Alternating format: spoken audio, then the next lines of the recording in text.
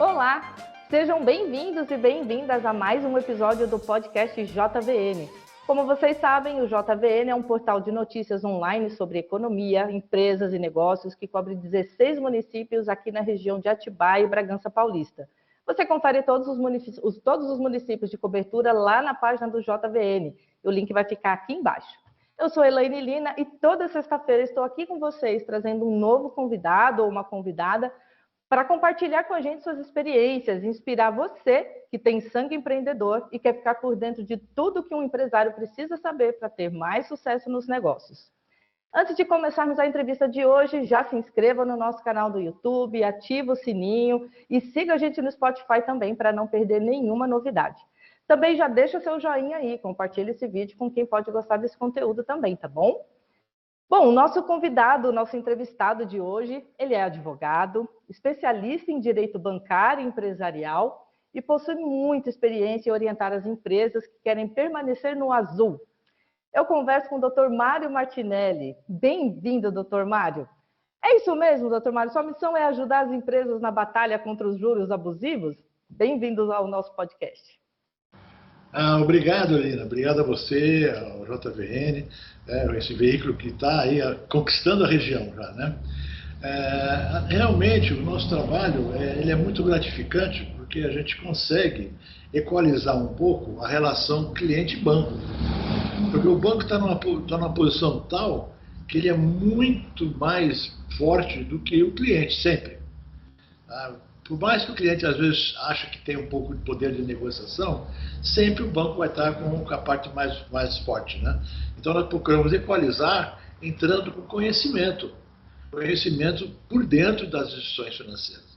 Nós sabemos como é que funciona os bancos por dentro. Eu trabalhei muitos anos em banco, então eu sei como é que funciona isso.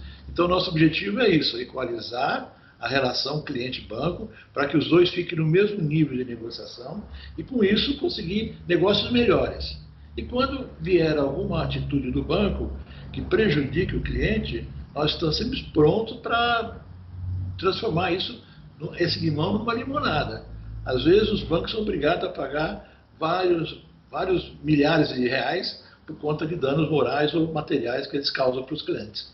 Esse é o nosso trabalho, Liana. Maravilha, maravilha, doutor. Então, a conversa hoje vai ser boa, vai ajudar muita gente nessa fase difícil.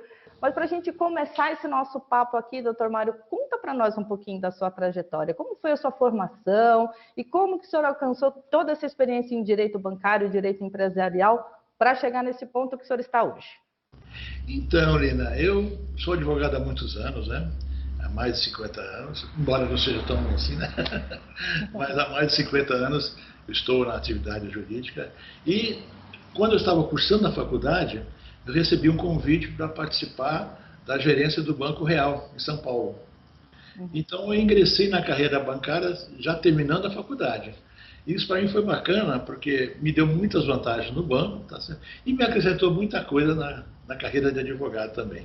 O gerente de banco ele administra muitos contratos, operações que demandam análise jurídica, né? E com isso eu fui somando as duas carreiras, fiz uma boa carreira em banco, trabalhei em vários bancos, a nível de diretoria, e inclusive em seguradora também. Então eu conheço o sistema por dentro. E conhecendo por dentro, é muito mais fácil saber qual é o ponto de negociação. Porque você está negociando com alguém, você sempre fica na dúvida até onde a pessoa pode ir, não é? Até onde as cartas que ele tem permite que ele vá. Então, eu conheço por dentro, eu sei até onde o banco pode ir. Então, eu uso isso a favor dos nossos clientes. É essa a vantagem, essa é a minha trajetória. E eu também, além dessa parte de direito bancário, o nosso escritório atua basicamente em direito civil e temos associados também que dão cobertura a outros planos, a outras áreas do direito, né? Mas nós gostamos muito do direito civil em geral, né? Por força da minha experiência até em banco, eu trabalho muito do lado do consumidor. Então, o direito do consumidor, para mim, é uma delícia, é um passeio. Eu adoro defender os consumidores. Eu tenho um blog assim, muito bem frequentado, chamado Advogado de Defesa, né? E esse advogado de defesa está sempre procurando defender essa parte mais fraca da relação. Tá? E também na área do direito civil, eu gosto muito também das ações de direito de família, inventário, né? Questão de paternidade. E também abranjo, não só bancos, mas seguradoras também. Tem muitas ações em que a seguradora tentam né, se evadir do risco assumido. Né? Casos aí muito interessantes. Por exemplo, você vai no banco, né, compra uma apólice de seguro, porque o gerente te vendeu a apólice de seguro. É uma apólice de seguro de vida, coisa e tal. Aí você fala, não, mas espera um pouquinho, eu já tenho seguro de vida, eu não quero morrer. Aí eles falam, não, o gerente fala, não, mas essa aqui tem uma vantagem, essa apólice aqui. Se tiver doença grave, nós pagamos uma indenização. Aí você, bom, doença grave todo mundo pode ter, né? Aí tá bom, aí você vai lá e compra a apólice, né? Passa um período, aí ocorre um evento de doença grave, que não é fatal, porque você está ali ainda, mas doença grave, então você vai cobrar aquela indenização que está na apólice. Aí chega a seguradora, associada ao banco, fala, não, essa sua doença é grave, mas não está incluída na apólice. A escapatória maravilhosa deles, né? Aí você fala, tá bom. E aí eu entro com uma ação mostrando que quando ele fala da doença grave e não especifica quais são as doenças, qualquer doença grave te dá direito à indenização. Por exemplo, se você tiver Covid, é uma doença grave. Você pode reclamar aquela indenização, mesmo que você tenha passado por ela e vencido, mas lá fala ocorrência de doença grave. Então são coisas que a gente, no dia a dia, pode ajudar muito as pessoas. Né? E você que passou por um problema de Covid, fala, poxa, eu tenho essa pólice lá no banco e eu não recebi nada. Vai lá, você tem 30, 50, 40, 60 mil reais para receber.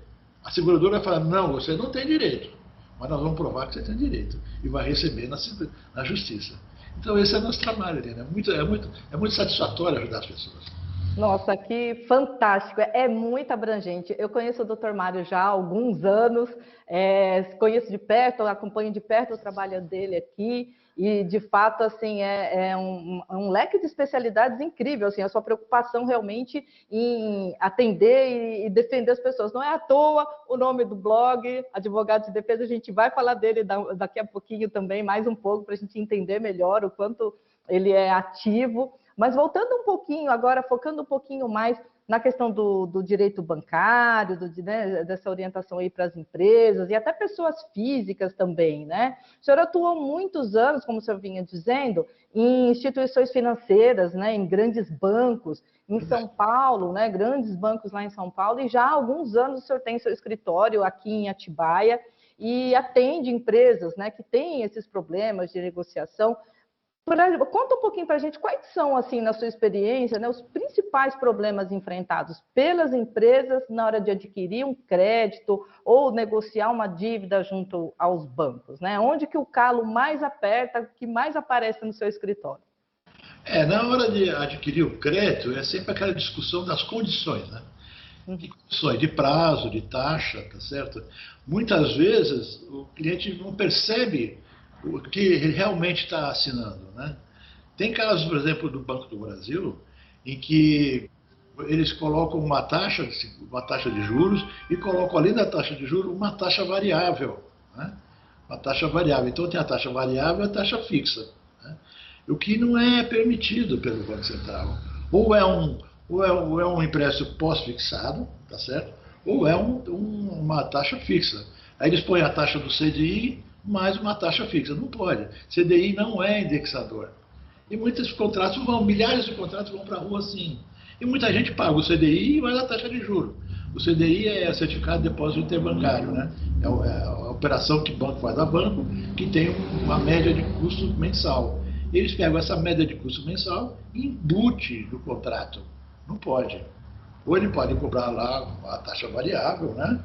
NPC mais juros, uma coisa assim, GPM, mas não duas taxas de juros. O CDI é uma taxa de juros, mas o cliente não visualiza isso. Mas ele está pôs CDI mais juros aqui, então ele está pagando duas vezes o juros. Então, nessa análise do contrato, que a gente fala, opa, pera um pouquinho, isso aqui não pode, tá certo? Tá? Então aí vamos buscar uma solução para que o banco realmente faça uma cobrança adequada, tá certo? E aí o segundo ponto é o que mais traz ações para nós é no aumento da cobrança. Às vezes o cliente assumiu essas coisas todas, né? E de repente ficou um monstro para ele pagar, aí ele não consegue, aí o banco começa a pressionar, tá certo? Pressionar, e entra às vezes com uma ação de execução. Nessa ação de execução é que nós entramos com muita força na defesa do cliente, pelo mesmo motivo que a gente sabe, né? Eu sei até onde nós estamos indo, eu sei que está certo, eu sei que está errado. Eu vou ver essa taxa, eu vou de cara impugnar essa taxa. Vai invalidar todos os juros do banco, né? Vai cortar para 1/3 do banco. Então, são essas coisas que realmente a gente atua com muita firmeza. E tem as revisões dos contratos. Às vezes a pessoa física ou a própria pessoa jurídica assina um contrato e põe lá aceita uma taxa X, né? Ah, eu vou pagar 7% ao mês de juros. Ah, acho que está bom. Mas depois começa a pesar, aí traz para nós analisar, nós vamos dizer não, 7% é um juros abusivo. Por quê? Porque para essa modalidade o sistema bancário cobra 2%. Então, ultrapassou a média do sistema bancário, então você já pode entrar com uma cobrança de juros abusivo, né? Muita gente acha que qualquer contrato gera o direito de correção de juros, uma revisional de juros. Não, só nessas condições. Se a média do Banco Central, que está apresentada no Banco Central, for muito diferente do que o banco está cobrando. Aí, com certeza, você ganha juros abusivos. Mas existem muitas empresas aí que não são tocadas por advogados, oferecendo assessoria para fazer uma revisional e olha o contrato e sabe que não dá para ter, e o cliente vai entrar numa fria, porque ele vai entrar numa ação do banco que vai ter, né, vai cutucar o leão com a vara curta, porque depois vai ter que pagar honorários advocatícios, custos do processo e vai perder. Por quê? Porque não tem esse princípio da base da média dos juros interbancários, né? Então é isso, nós estamos sempre nessa luta, né?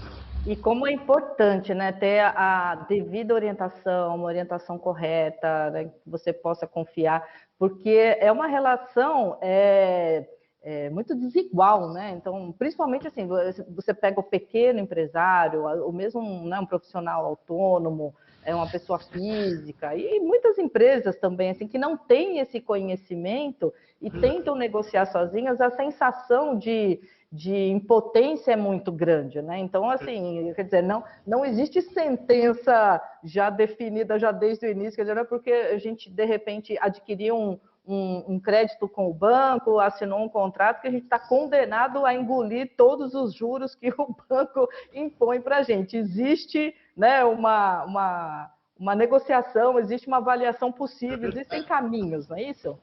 Ah, Lila, tem outra coisa também, né? Essa questão da hora de você contratar um crédito com o banco, se você tem uma assessoria que compreende, sabe, dos negócios bancários, você pode dizer o seguinte: peraí, por que você, em vez de pegar esse contrato, que é um financiamento de capital de giro, por que você não procura um financiamento específico, como a linha do BNDES, por exemplo?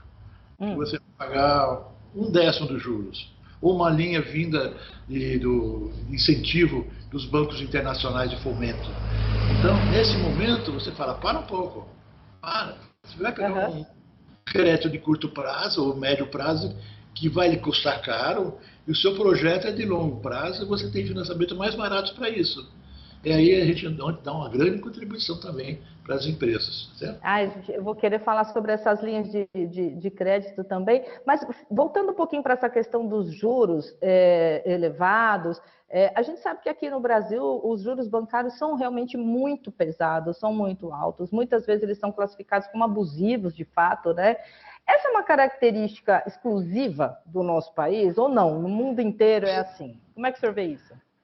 Olha, só se forem países aí do 14º mundo. É mesmo? Porque realmente nossos juros não tem igual no mundo inteiro, né? Por quê? Porque nós trabalhamos com juros capitalizados, juros sobre juros. Você vai nos Estados Unidos, você vai tomar um empréstimo, as taxas, claro, lá, a taxa alta lá é 8% ao ano, fixo. Então, você vai pegar nos Estados Unidos, aquele juro é o juro linear. Não é, não é juros sobre juros sobre juros, que os 8% vira 40% ao ano. Não, é aqueles 8% que você vai pagar. Aqui não, aqui é o juros sobre juros. Juros são capitalizados diariamente. Então você pega uma operação lá que você fala, não, eu estou pegando essa operação a 5%. Aí você fala, 5 vezes 2 dá 60%. Então eu estou pagando 60% de juros ao ano? Não. Como ele é capitalizado, você vai ter que pagar 110% ao ano. Porque é a juros sobre juros. Uau! Tem um cara assim, bem conhecido, chamado Vincent Price, que é o idealizador da tabela Price, que criou esse sistema de juros sobre juros. Né? O Vincent Price, lá naquela época, ele falou, se você pegar uma moeda de ouro, tá certo? E colocar a minha tabela em 20 anos, você pode comprar o mundo com essa minha moeda de ouro. Tanto que o juro sobre juro rende. Ele, o criador, reconheceu essa ocorrência. Né? Então, o Brasil adota os juros capitalizados, é um absurdo. Viu? Pois é, e eu acredito também que essa prática acabou abrindo um caminho aí para as fintechs, né, os bancos digitais, que têm crescido muito, têm oferecido, né, porque eles oferecem isenção de taxas, juros mais baixos, facilidades, muitas vantagens. A gente tem até o caso, queria comentar com o senhor o caso do Nubank, que já é um case emblemático, por exemplo, né? A gente tem o fundador do Nubank, começou assim, né? Eu assisti até um documentário em que ele, né, contava a história do Nubank, um profissional de tecnologia, um executivo de tecnologia colombiano que chegou no Brasil, foi abrir a sua empresa e enfrentou todo tipo de burocracia que ele não acreditou para abrir uma conta no banco. Ele falou, não pode ser isso, eu vou criar um outro banco que não vai ter esse tipo de burocracia. Assim nasceu o Nubank, né? Ele começou numa casinha. Hoje, o resultado disso é que o Nubank chegou a ficar, inclusive, em primeiro lugar na América Latina, como maior instituição financeira, passou o Itaú. E aí, frente a isso tudo, eu queria fazer duas perguntas, né? Primeiro, por que os bancos digitais conseguem operar com menos taxas, menos juros, né, do que os bancos tradicionais, né, do que eles não conseguem? E, em segundo, o que o senhor acha? Né? Você acha que esses bancos eles vieram para mudar de vez a relação que a gente tinha com os bancos? Na verdade, meu tempo de banco também, que meu último ano lá foi 2002, 2003, nós tentávamos, né, criar o banco virtual. Mas o ambiente virtual ainda não estava evoluído como está agora. Hoje você faz tudo virtual, né? Naquela época falavam, não, você tinha uma empresa que criou um sistema de pagamento de contas com o celular. Eu fui visitar essa empresa, que era uma cliente nossa, eu falei, puxa, que coisa avançada, né? Mas como é que é? Eu falei assim, não, você vai chegar com o teu celular, vai na banca de jornal, vai pagar a revista. Eu falei, Como é que faz isso? Não dava para entender. Hoje é a coisa mais normal que tem você usar seu celular para pagar tudo que você quiser. Não? Então, no momento certo, aconteceu essa virada. Agora, por que a diferença de custos? É muito simples. O custo fixo dos bancos físicos é muito alto. Mas muito alto mesmo. Você imagina o seguinte, o banco tem que abrir uma rede de agências, né, para poder fazer cobrança em todo lugar. Cada agência é um aluguel, é um gerente, 2 gerentes, 3 funcionários de caixa, mais 10 funcionários de back-office. Então, o número de funcionários é muito grande, muito grande. Eu trabalhei lá no Banco Real, na minha época o Banco Real tinha 20 mil funcionários. Hoje ele deve ter 3 mil. Por quê? Não tinha computação, desse tipo que tem hoje, e era tudo manual, tudo feito manual. Então, os bancos têm esse problema, têm esse custo pesado. Então, realmente, você fala, não, mas espera um pouquinho, a taxa é muito alta, porque o interbancário está a 1% ao mês, estão me cobrando 3%, é 3 vezes mais. Né? Aí você fala, não, mas espera um pouquinho, ele tem um custo para levar esse dinheiro para você. Isso tem que ser reconhecido, né? De fato, mas eu acho que não é só isso também. Eu entendo que isso deva, né, de fato, fazer uma diferença, mas Você acha que os bancos tradicionais já estão se movimentando para tentar, né, encarar essa concorrência que, sem dúvida, né, a gente acaba tendo os mesmos serviços, digamos assim, não tem a comodidade de uma agência física, mas hoje em dia também a questão até do ritmo de vida, né, está tudo muito mais remoto, tudo muito mais, né, digital, como você mesmo disse, então acho que isso proporcionalmente vai se tornando menos importante, né, a agência física. Eu acredito que isso, então, seja um caminho natural, né, que os bancos vão se digitalizando aos poucos, e aí será que isso também deve refletir nesses juros? A gente pode ter uma esperança de um futuro um pouco menos dispendioso para a gente se relacionar com bancos? Deixa eu te falar, os bancos estão preparados para esse momento. Pela tecnologia que eles desenvolveram todo esse tempo, né? Pela capacidade financeira de investir nesse setor, eles têm capacidade. O problema que a gente vê que não dá para extinguir com essa rede de agências é por conta do consumidor, do cliente. O cliente está acostumado a chegar lá, sentar na mesa do gerente, conversar com o gerente. Né? Está acostumado a levar o seu check-in na boca do caixa, tá certo? E hoje você faz muita coisa pelo caixa automático. Mas você vê, por exemplo, dia de pagamento de INSS, tem que ficar um funcionário na região dos caixas automáticos ensinando as pessoas a mexer no caixa automático. Porque ainda tem muita gente que não está ainda dominando as transações pelo sistema virtual. E tem muita gente que tem desconfiança. Né? Uhum. Esse Nubank é esse? Deve ser um banquinho de nada. Esse Nubank, não é isso? Aí você fala... um banco Itaú, um banco do Brasil, coisa pesada. Mas o Nubank é o maior banco da América Latina hoje, não é isso? Então, a gente tem que transformar um pouco também o consumidor, o cliente. O cliente é o que traz o recurso, né? O cliente é uma questão de cultura, então, né? A gente está numa fase de transição de gerações, as pessoas ainda se acostumarem a confiar em fazer tudo no digital, né? É verdade. E hoje você, por exemplo, contrata empréstimos sem assinar o contrato pela internet. Né? Mas o cliente acha que tem que ir lá na mesa do gerente assinar o contrato. É verdade, é verdade. E falando agora, voltando a falar de endividamento, a gente acabou de sair, ou está saindo, ou quase voltando a entrar numa pandemia, né? Que agora já está começando de novo, mas enfim, essa fase mais dura, né, da pandemia fez com que muitas empresas quebrassem, literalmente. Muita gente teve que se endividar e fazer empréstimo, a gente tem ouvido falar muito nisso, né? E outras ainda estão tentando se recuperar, né? O índice de endividamento nesse período, então, cresceu muito, e a gente tem acompanhado isso. E eu pergunto, os bancos, eles têm buscado facilitar essa negociação de dívida? É um bom momento para tentar negociar com os bancos? Com certeza, com certeza. E os bancos, eles estão com tanto volume de crédito vencido, né? O volume que eles têm é absurdo, né? Mais de 60% da população brasileira está negativada, da população economicamente ativa. Estava negativada no SPC Serasa. Então você veja o pepino que os bancos têm na mão. Então por isso que eles colocam até uma taxa, um spread, que é a diferença entre o custo do dinheiro e o que você está cobrando, alta para cobrir os devedores que não pagam, né? Então é realmente que dá para entender um pouco essa relação aí de custo de dinheiro em cima disso, né? Mas você tinha perguntado mesmo? Então, se é um bom momento para negociar. É um bom momento, porque hoje, inclusive, o banco tem plataformas de renegociação. Você entra na internet e fala, Itaú, você tem débito vencido no Itaú? Então vem aqui na minha plataforma, já renegocia online.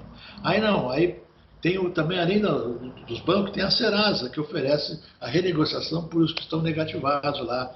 Então existe sim uma disposição muito grande de você captar de uma maneira mais soft, captar seu dinheiro de volta, o banco, né? Então ele vai buscar recuperar, vai buscar abaixar as taxas, você pode conseguir abatimento dos juros, daqueles juros abusivos, né? Porque na hora que ele não vai receber, é que vai, bom, deixa eu receber pelo menos o menos do que não receber nada, tá certo? Então, realmente, é muito importante, é um momento bom, porque você leva na mesa a questão da pandemia, né? Verdade. Olha, pessoal, a dica aí é o momento de procurar o doutor Mário, é ou não é? Né? Para aproveitar, ver se consegue fazer uma boa negociação e quem sabe entrar 2023 aí no azul, né? Sem tanta dor de cabeça. Nós temos conseguido aqui vitórias interessantes, né? Provando que a empresa foi duramente afetada pela pandemia. Por exemplo, um restaurante que fechou porque ficou meses sem clientes, está justificado uma inadimplência, está justificado uma boa redução de juros, um alongamento da dívida, tá certo? Então varia de acordo com o segmento e a característica da empresa, né? Agora, tem outras empresas, por outro lado, Lina, que ficaram ricas nesse período, através do comércio virtual, através do comércio delivery, né? Então, empresas que trabalham nessa área de delivery, nossa, estão nadando de braçada, porque realmente, se uns perderam, elas ganharam muito, tá certo? E quem soube se adaptar, também ganharam nesse período, tá certo? Tem um restaurante aqui perto do escritório, que ele é bom, muito bom, ele oferece comidas boas tal, e barata, bom custo, que ele abriu delivery, um restaurante físico que abriu delivery. E no delivery, você imagina que ele, em vez de ter garçom, um monte de funcionário, ele tem lá funcionário de cozinha e funcionário de recepção. Ele reduziu muito o custo. E vendeu bem, porque ele vendia comida boa a um preço bom. Então ele se adaptou e conseguiu sobreviver bem. Mas muitos não conseguiram. O planejamento é tudo, né? E aí, tão importante quanto saber negociar bem a dívida, é saber estar bem orientado para evitar a dívida, né? E o senhor presta esse serviço também, né? De orientação às empresas, né? Que precisam de crédito. Como que funciona esse serviço prévio, né? De orientação, né? Ele é só para grandes empresas ou é para as pequenas também? Não, é para pequenas. As grandes empresas, geralmente, têm departamentos financeiros muito estruturados, com economistas e tudo mais, que geralmente, às vezes não resolve nada, viu? Às vezes também tem o mesmo problema. Mas assim, pequeno e médio empresário não tem nada disso. Então, quando ele conversa conosco, nós vamos apontar, olha, por que você não segue esse caminho, aquele caminho, você tem direito a isso, você tem direito àquilo, entendeu? Dá uma outra visão para ele do que ele pode explorar o negócio dele de uma forma melhor. A tipo desse restaurante, que se deu muito bem aí durante a pandemia, enquanto os outros quebraram, tá certo? Então a gente mostra esse tipo de iniciativa, né? Ai, que bom. Isso é importante, porque muitas vezes a gente conhece assim, né, pequenos, até microempreendedores que acham que assim, orientação jurídica não é para eles, isso é só para grandes empresas, e não é verdade, né? Às vezes é muito mais acessível, muito mais econômico você buscar uma orientação prévia do que depois arcar com juros, né, pesados aí, porque não buscou essa orientação. E são assessorias, assim, são serviços que a gente vê na média no mercado que cabem perfeitamente no orçamento das pequenas empresas, desde que tenha ali um planejamento, né? Verdade. Agora, existe muito medo dos comerciantes, até das pessoas físicas, de consultar um advogado. Ele vai dizer, puxa, eu já estou endividado, né? Eu tenho que ainda desembolsar e pagar o advogado ainda. Não tem jeito. Mas os próprios profissionais do direito também se adaptaram a essa questão, né? Hoje, por exemplo, a gente faz consultas online. A gente cobra metade do custo de uma consulta presencial. Às vezes Olha só. Tá certo? Então, nós também levamos o direito na casa do cliente, na empresa do cliente, online, virtualmente, né? Então, isso ajuda. Então, não tenha medo de procurar seu advogado. Liga e pergunta, como é que você cobra, tá certo? Eu estou com um problema aqui, como é que é a sua forma de cobrar? Se ele for da turma antiga, não, tem que vir aqui no escritório, aí pronto, procura outra que vai te atender virtualmente, não é isso? É assim que funcionam as coisas.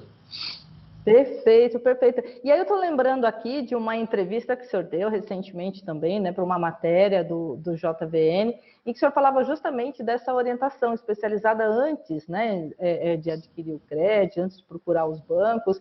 E nessa entrevista o senhor também alertava, né, o leitor sobre a existência de algumas linhas de crédito, que o senhor até começou a comentar aqui, né, com juros menores, melhores prazos de pagamento, né, e que são pouco divulgadas, né, mas que, de repente, podem ser a solução para as empresas. Eu queria que você falasse um pouquinho mais a respeito dessas linhas de crédito, algumas até são internacionais, né? Explica um pouquinho para quem está acompanhando a gente. É verdade. Tem grandes entidades, né, ligadas ao Banco Mundial, né, que abrem linhas de fomento para desenvolvimento de países, desenvolvimento de setores. Por exemplo, com a pandemia, os setores que operam ligados à medicina foram muito beneficiados com essas linhas de longo prazo e a custo barato, tá certo? Com foco na questão medicinal. Outras linhas entram já na parte industrial, porque também as indústrias ficaram retidas na questão da pandemia. Também tem linhas especiais destinadas por esses organismos para atender esses setores. Agora, se chega no banco, o banco vai te oferecer aquela linha famosa de capital de giro, com duplicatas ou não, mas com capital de giro de curto e médio prazo, que na verdade o gerente não conhece essas linhas. A maior parte dos gerentes não conhece. Conhece o gerente da matriz, o gerente de setores especializados, plataformas especializadas. Mas o cliente normal vai chegar numa agência e vai dizer, olha, eu produzo aqui insumos para produto de remédio, para remédio. Eu queria um capital de giro, que eu quero aumentar minha produção, ele vai tirar da prateleira aquele que tem e vai entregar aquele custo maravilhoso que você já sabe qual que é, né? Então, aí você fala, aí o cliente fala, puxa, mas espera um pouquinho, tem aquela linha lá do Banco Mundial que está destinada a esse setor. Você tem? Aí o gerente fala, não, espera um pouquinho, eu não sei. Eu falei, então consulta a sua matriz, porque deve ter uma linha disponível para você abrir para quem opera nesse setor. Essa é a vantagem de você chegar com conhecimento do gerente. Porque, infelizmente, hoje, né, salvo exceções, claro, a maioria dos gerentes são operadores de terminais de computador. Ah, você vai lá pedir um crédito? Espera aí que eu vou mandar a tua ficha lá para a matriz, eles vão... Antigamente, lá nos velhos tempos, a gente autorizava. A mesa tinha um limite, claro, que o banco dava para cada gerente, mas você dava imediatamente a sua decisão. Né? E hoje não, hoje o gerente ele é um operador de terminal. Como operador de terminal, ele tem as suas restrições. Não que ele seja culpado, é que o sistema é assim hoje. Eu tenho conversado com algumas pessoas que trabalham em banco, que estão até se aposentando.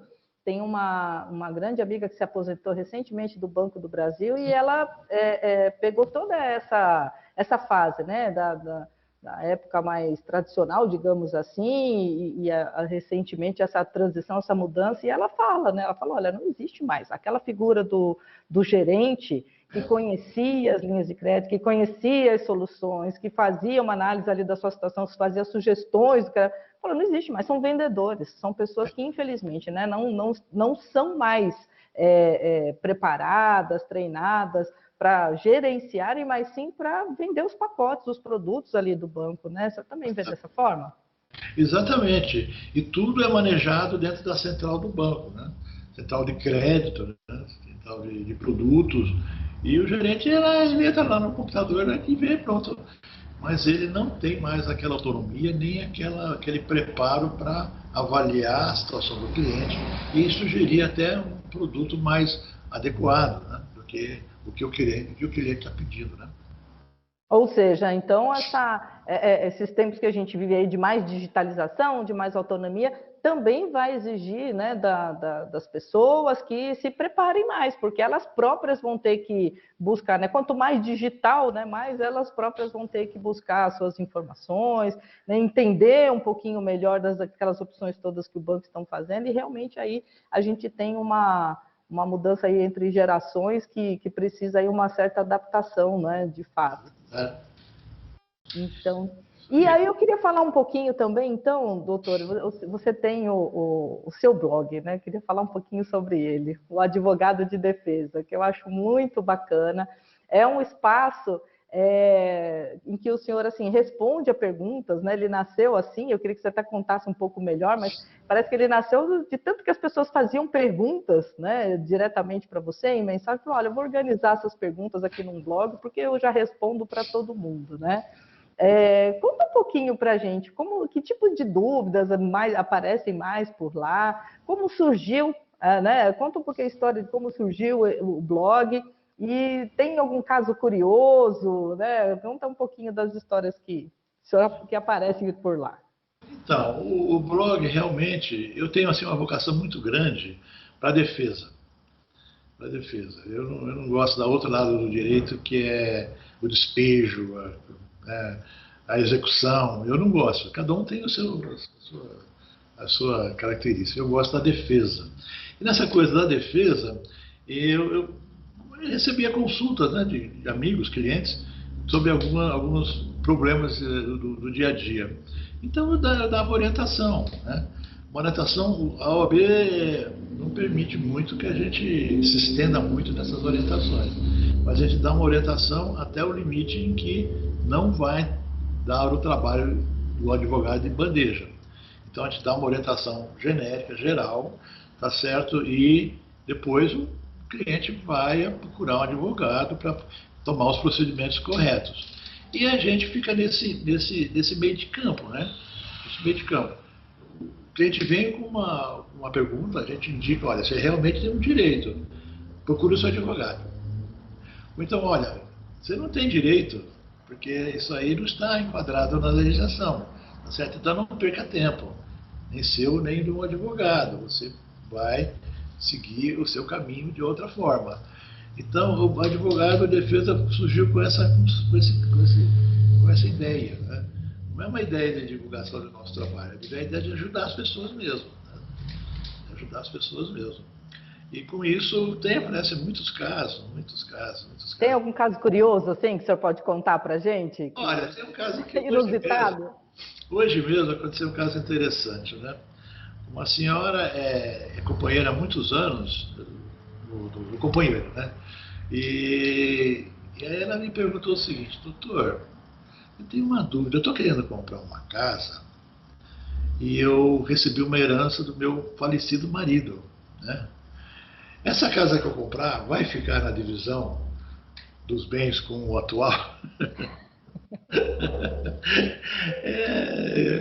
Eu falei para ela, olha, senhora, é o seguinte, não, todos os bens que você recebe por herança, eles não são divididos no regime de divisão parcial de bens. Então, no seu caso, é parcial de bens, não vai ter essa incidência, né? Mas olha a preocupação, né? Então, o que ela recebeu do marido falecido iria favorecer o marido vivo. Não tem não, a mulherada tá atenta, Hoje todo mundo tem que estar ligado, né? É verdade. E desses casos assim de negociação com o banco, de cobrança, tem algum que foi muito discrepante, assim, que o banco estava cobrando um valor muito alto, deixando a empresa de cabelo em pé, e o senhor conseguiu fazer uma negociação assim, significativa mesmo? Dá para a gente ter uma noção? Porque para as pessoas, às vezes, elas não têm noção do quanto é possível reduzir a dívida, né? Não, tem sim. Por exemplo, esse caso que eu mencionei, que o banco adicionava a taxa fixa, uma outra taxa fixa, né, dava o dobro do valor cobrado, né, no final do correr do tempo, né. E nós conseguimos tirar essa pretensa taxa fixa, que era uma pretensa correção. Tipo assim, o CDI, que é Certificado de Depósito Bancário, a taxa é uma taxa pré, que ela não pode ser usada como taxa de atualização monetária. Nós conseguimos tirar lá alguma coisa assim, em torno de 50% do valor devido no processo. Uau! Hoje tem muita aquela negociação, né? Que você negocia com o banco, você está pipinado, o banco vê que a tua situação não permite, então você acaba conseguindo um bom desconto, mas não pela atuação do direito, mas pela situação negocial. Então o banco te dá um desconto, porque é só isso que você vai poder pagar mesmo, tá certo? Então eles dão grandes descontos, depois de um bom tempo de vencido, né? Grandes descontos. E por que eles dão desconto? Né? Aí vem o conhecimento interno do banco. Porque na medida que o teu empréstimo fica vencido, o banco começa a provisionar, começa a jogar no balanço parte do teu empréstimo. Então ele joga, 90 dias ele joga uma parte, 120 outra, 180, poxa, 360 dias, o seu empréstimo já está, sumiu dos livros dele, já está amortizado, contra os lucros que ele já tinha.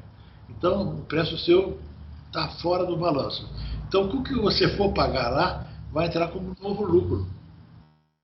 Então, por isso que eles podem conceder um bom desconto, porque está recebendo um dinheiro que já não era esperado, que entra direto na conta de lucro do banco.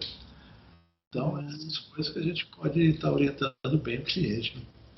Esse que é o famoso fundo perdido, que os bancos, e que se fala no jargão popular aí, essa dívida já caiu a fundo perdido, então o banco vai reduzir. É mais ou menos isso ou não? A gente está falando de outra coisa. Não, com certeza é isso mesmo. Ah. Mas para o banco fazer isso, o banco tem que olhar primeiro o valor do empréstimo. Né?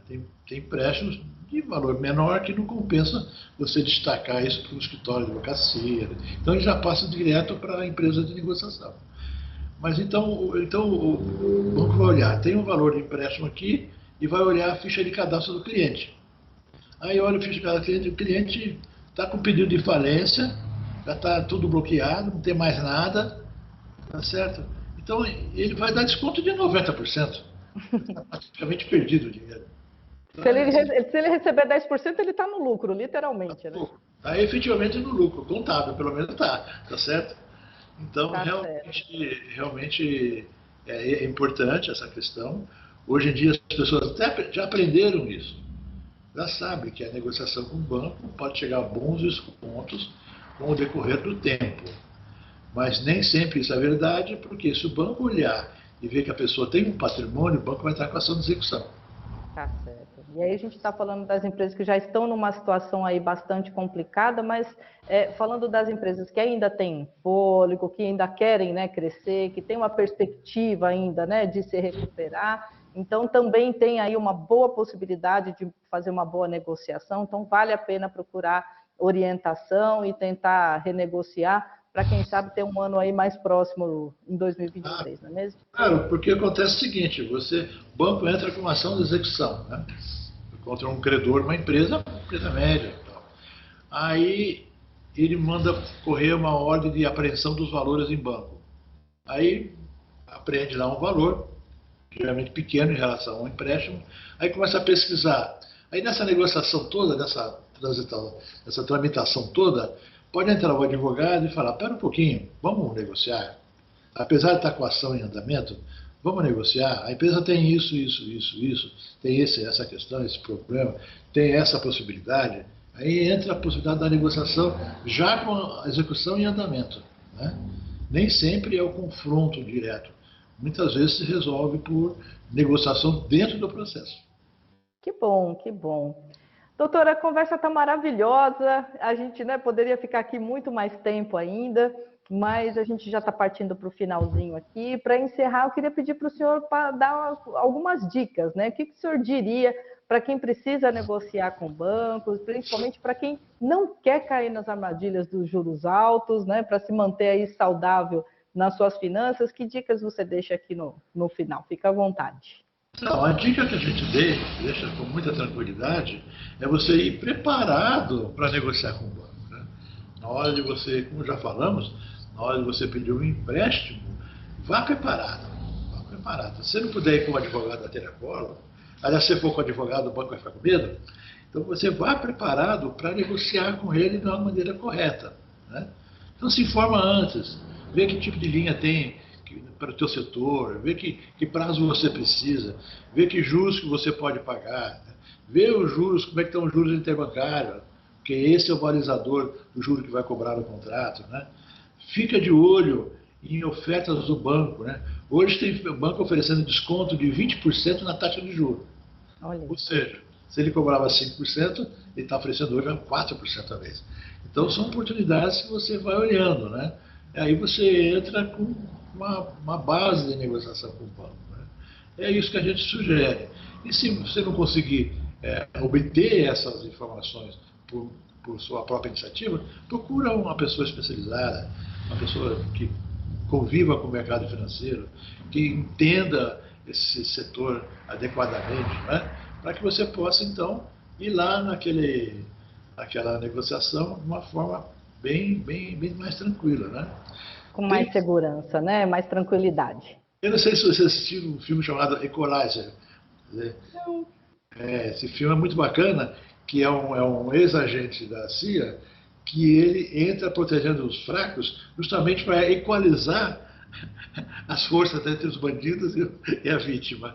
Então, de repente, você usa o Equalizer e vai no banco bem preparado, tá certo?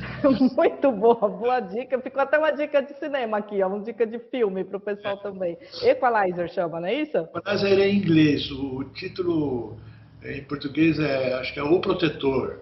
Tem o Protetor 1 e 2, é muito bom. Eu vou procurar, vou assistir. Obrigada pela dica, doutor. E eu aproveito para agradecer muito a sua presença aqui hoje. Foi maravilhoso, muito esclarecedor. Eu tenho certeza que ajudou muita gente, abriu aí, né, as possibilidades, né, para as pessoas respirarem um pouquinho, busquem ajuda. Pessoal, é isso, busquem orientação, busquem informação que é valiosa e pode aí dar um fôlego extra para o seu negócio. Doutor, eu agradeço imensamente a sua presença. Doutor Mário Martinelli, especialista em direito bancário e empresarial, além de muitas outras frentes aí em que ele pode ajudar também, né, as pessoas. A gente vai deixar todos os links de contato com o doutor aqui embaixo também. E a gente já deixa o convite aberto aqui para uma próxima vez também, doutor. Eu deixo aqui o espaço para a sua despedida. Muito obrigado. Eu agradeço muito ao Jornal Vida dos Negócios, que eu acho que é um canal importante que vocês estão cobrindo, que é justamente onde hoje o empresário precisa ter uma visão mais ampla, mais adequada sobre o seu negócio, né? E vocês estão justamente aí. Vocês estão no momento certo, no lugar certo e com a equipe certa para poder colaborar com os seus leitores, né? Então, eu parabenizo muito vocês e sou um fã imensamente feliz de estar com vocês, viu? Muito obrigado. Muito obrigado, doutor. Nós encerramos aqui, então, mais esse episódio do podcast JVN, agradecendo a todos e a todas que nos acompanharam e lembrando que sugestões de temas podem ser enviadas para o e-mail podcast@jornalvisãodenegócios.com.br. E lembrando também que esse podcast é uma realização da AP43 Produtora, com apoio da agência Moqueca de Comunicação. Para quem quiser conhecer o trabalho incrível que eles podem fazer pela sua marca, nós vamos deixar os links dos 2 sites aqui embaixo para vocês conferirem.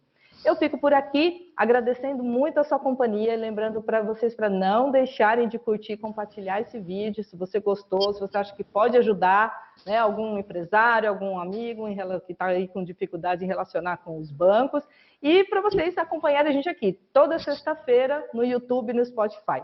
Tá bem? A gente se encontra no próximo episódio. Até lá!